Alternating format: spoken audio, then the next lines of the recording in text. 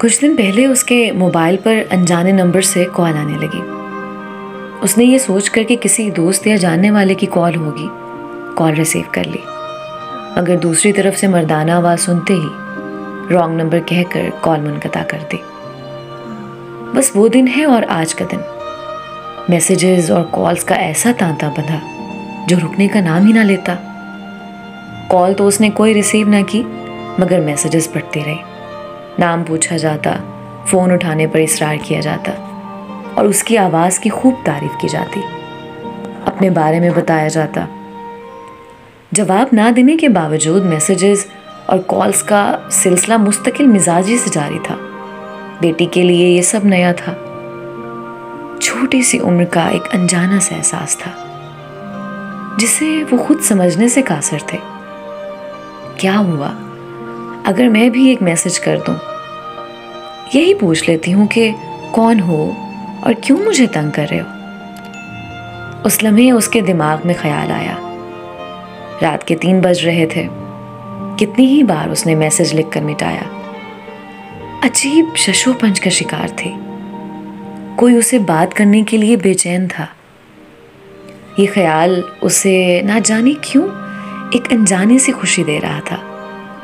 बिलाखिर सोच विचार के बाद उसने एक मैसेज टाइप कर लिया जिसमें उसने लिखा कि वो कौन है और रात के इस पहर उसे क्यों तंग कर रहा है। हाँ, कोई बात नहीं, एक मैसेज ही तो है और पूछ लेने में कबाहत ही क्या है, उसने खुद को तसल्ली दी। बटन दबाने ही लगी थी कि अचानक एक चेहरा उसकी दिमाग की स्क्रीन पर उभरा। मेरी बेटी तो मेरा मान है।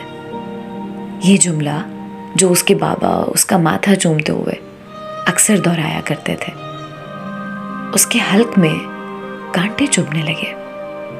बेटियां जब माशरे में सर झुकाकर चलती हैं तभी उसके भाई और बाप सर उठाकर चलने के काबिल होते हैं। शफकत और मोहब्बत से कहा गया बाबा का एक और जुमला दिल की तार छेड़ गया।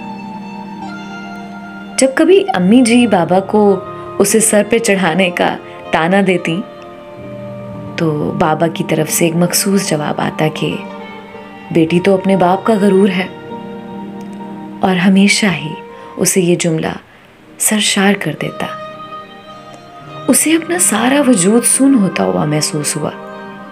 बड़ी मुश्किल से बिस्तर से उठी, पसीने से शराबूर लड़खड़ाते कदमों के साथ बालकनी में जाकर खड़ी हुई। मेरी बेटी तो मेरा गरूर है, मेरी बेटी तो मेरा मान है, मेरी बेटी बहुत बहादुर है। कानों में गूंजती बाबा की आवाज अब तक सुनाई दे रही थी। जी बाबा जानी, मैं कमजोर नहीं हूं। आपकी इफ़्फ़त आपका गरूर नहीं तोड़ेगी इंशाअल्लाह। आपका सर कभी नहीं झुकने देगी।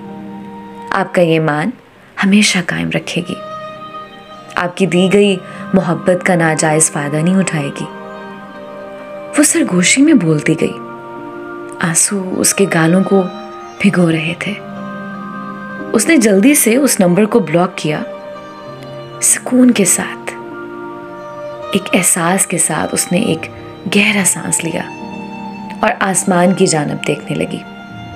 रात की आखिरी पहर थी। कुछ देर में सहर होने वाली थी। नीचे सहन की तरफ देखा तो बाबा जान तहज्जुद पढ़ने के बाद अल्लाह रब्बुल इज़्ज़त के सामने हाथ फैलाए दुआ मांगने में मसरूफ़ नजर आए।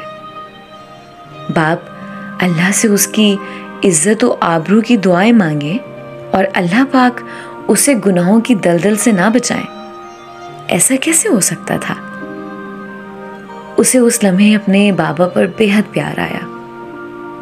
उनकी सेहत और सलामती की दुआ करती वो वुज़ू के लिए उठ खड़ी हुई। दोस्तों, अनजान नंबरों से फेंका हुआ ये शैतान का जाल होता है जो वो सिन्फ़े नाजुक पर फेंकता है। एक जगह से निशाना छूट जाए तो दूसरी जगह आजमाता है और जहाँ निशाना लग गया रुसवाई और पछतावा लड़की के हिस्से में ही आती है। दोस्तों, काबिल तारीफ़ हैं वो लड़कियाँ जो इन जालों से अपनी और अपने से वाबस्ता रिश्तों की नामूस को बचा लेती हैं और अपने वालिदैन का मान टूटने नहीं देती। अल्लाह पाक तमाम बहन बेटियों की हिफाजत फरमाए। आमीन।